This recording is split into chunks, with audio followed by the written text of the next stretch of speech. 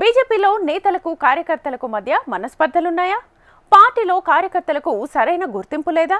ఆ ఇద్దరు నేతల ఆరాటం అంతా పవర్ పాలిటిక్స్ కోసమేనా? పార్టీ క్రమశిక్షణ ఆ నేతలకు వర్తించదా? పార్టీలో ఇంత గందరగోళం జరుగుతున్నా ఇన్ఛార్జీలు ఏం చేస్తున్నారు? నాయకుల మధ్య జరుగుతున్న అంతర్గత కుమ్ములాటలు వారికి పట్టవా? సయోధ్య చేయాల్సిన బాధ్యత వారికి లేదా? లేదా వారు కేవలం ఉత్సవ విగ్రహాలలాగా వ్యవహారాల్ని నడిపిస్తున్నారా? Let's watch this story. Bharatiya Janata party దేశంలోనే అతిపెద్ద రాజకీయ పార్టీ. ముచ్చటగా మూడోసారి ఢిల్లీ గద్దెపై నుంచి పాలన చేస్తోంది. 2-3 రాష్ట్రాలు తప్ప కొన్ని రాష్ట్రాల్లో సొంతంగా, మరికొన్ని రాష్ట్రాల్లో మిత్రపక్షాలతో అధికారంలో ఉన్నారు. అదేవిధంగా దక్షిణాది రాష్ట్రాల్లో ఒకటైన తెలంగాణలో సైతం అధికారంలోకి రావాలని తహతహలాడుతున్నారు. కానీ ఇప్పటివరకు కనీసం ప్రతిపక్ష హోదా కూడా సాధ్యం కావటం లేదు. ఎన్నికల సమయంలో మాత్రం మేమే అధికారంలోకి వచ్చేదంటారు. ఎన్నికల అనంతరం ఎవరిదాని వారిదే అన్నట్లుగా ఉంటారు. సైద్ధాంతికంగా ఎంతో క్రమశిక్షణ కలిగిన పార్టీగా చెప్పుకునే బీజేపీలో ఈ మధ్యకాలంలో అంతర్గత విభేదాలు, నేతల మధ్య కొనసాగుతున్న వర్గపోరు బయటికి పొక్కుతోంది. కానీ వీటిపై పార్టీ పెద్దలు మాత్రం ఎక్కడా నోరు మెదపరు. కనీసం ఇన్ఛార్జీలైనా వారితో మాట్లాడతారా అంటే అదీ లేదు.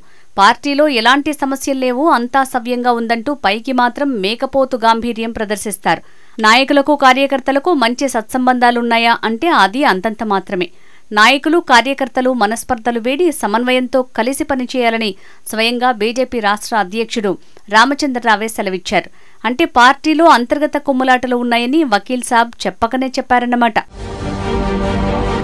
ఈ మధ్యకాలంలో పార్టీలోని కొందరు కీలక నేతల తీరుపై గోషామహల్ ఎమ్మెల్యే తీవ్ర అసంతృప్తి వ్యక్తం చేస్తూ పార్టీకి రాజీనామా చేశారు. ఆయన రాజీనామా ఆమోదంతో పార్టీలోని కొందరు హిందుత్వవాదులు అసహనం వ్యక్తం చేస్తున్నారు. కొందరు నేతలు బాహాటంగానే తప్పుబడుతున్నారు. ఆయన హిందూ ధర్మం కోసం కట్టుబడి ఉన్న వ్యక్తి, ఎక్కడ ఉన్నా గౌరవిస్తాం. ఆయనను పార్టీ సస్పెండ్ చేయలేదని, ఆవేదనతో పార్టీకి దూరమయ్యారని పార్టీలోని ఒక కీలక ఎంపీ అభిప్రాయపడ్డారు.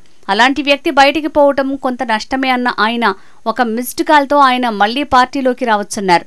అదేవిధంగా కొంతకాలంగా పార్టీలో మరో 2 కీలక బీసీ నేతల మధ్య అంతర్గతంగా వైరం నడుస్తోంది. అది ఇప్పుడు సై అంటే సై, చూసుకుందాం తేల్చుకుందాం అనే స్థాయికి చేరింది. అయినా పార్టీలో నేతలుగాని ఇన్ఛార్జీలుగాని వారిద్దరి మధ్య సఖ్యత చేకూర్చేందుకు ఎలాంటి ప్రయత్నం చేయకపోవడంతో పార్టీలోని కార్యకర్తలు అయోమయంలో పడుతున్నారు. కొందరు ప్రజాప్రతినిధులు సైతం పార్టీకి పూర్తిగా దూరంగా ఉన్నారు. వారు పార్టీలో ఉన్నారో లేదో తెలియని పరిస్థితి. పార్టీలోని నేతల మధ్య ఉన్న అంతర్గత పోరు గురించి, వారి మధ్య వస్తున్న మనస్పర్ధలు, కార్యకర్తల్లో ఉన్న ఆవేదన గురించి పార్టీ పెద్దలు చొరవ చూపటం లేదు. రాష్ట్రంలోని పార్టీ కార్యకర్తల మనోభావాలను ఢిల్లీ అధిష్టానానికి వివరించడంలో విఫలమయ్యామని రాజీనామా చేసిన ఓ ప్రజాప్రతినిధి స్వయంగా చెప్పుకొచ్చారు. పార్టీలో కార్యకర్తలు ఎంతో కష్టపడుతున్నారు. కానీ పార్టీలోని కొందరు నాయకులు తమ సొంత ఎజెండాతో ముందుకు పోతున్నారనే అభిప్రాయం పార్టీ నేతల్లో, క్యాడర్లో వినిపిస్తోంది. పార్టీలో నెలకొన్న గందరగోళంపై ఇన్ఛార్జీలు, అధికార ప్రతినిధులు చొరవ తీసుకోవాలని ఓ ఎంపీ సూచన చేశారు.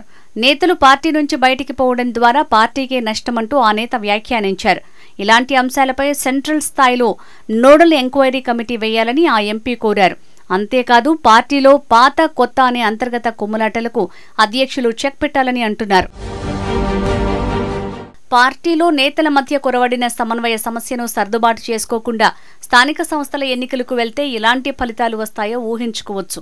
ముందు పార్టీలోని అంతర్గత కుమ్ములాటపై దృష్టి పెట్టాలని కింది స్థాయి నేతలు, కార్యకర్తలు అభిప్రాయపడుతున్నారు.